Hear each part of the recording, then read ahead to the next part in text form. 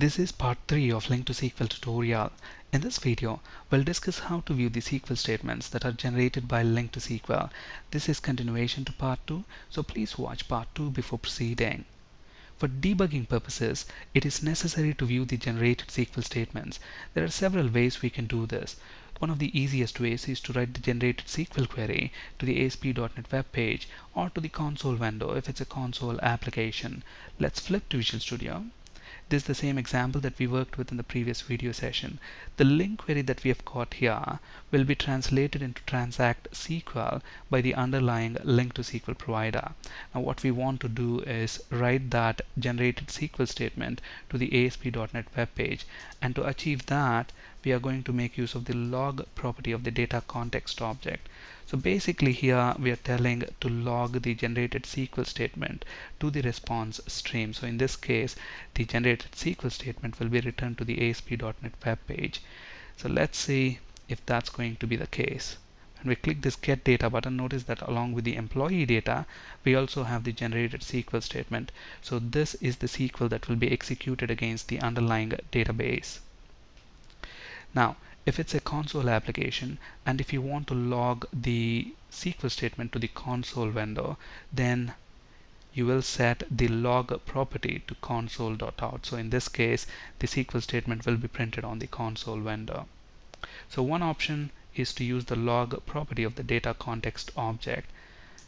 We can also use the toString method to achieve the same thing. Let's see how to use the toString method. Now let's actually rewrite this LINQ query using the standard query operators. From employee in dbcontext.employees, select employee. And let's actually move this LINQ query into a different variable. Let's call the variable LINQ query equals, and then move this LINQ query into that variable. And let's set the data source of the grid view control to the results of this query. Alright. Now let's create a variable of type string and let's call this SQL query. So all I'm going to do here is convert the LINQ query to string. So we are invoking the toString method on that LINQ query. And let's write the string to the response stream using response.write. So let's run this. Notice that the generated SQL is again printed onto the web page. So here we are using the toString method to view the generated SQL statement. Now there is a third option as well. This db context object has got get command method, so we can make use of that method as well.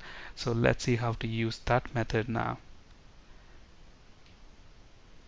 So dbcontext.getCommand, and if you look at this method, it is expecting something that implements iQueryable. And if you look at the LINQ query that we have got here, notice what it is returning back. It is returning iQueryable of employee, meaning we can pass this LINQ query as an argument to this method.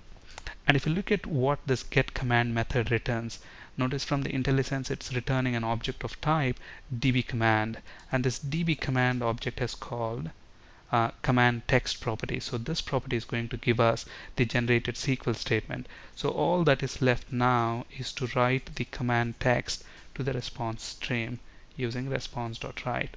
So let's run this.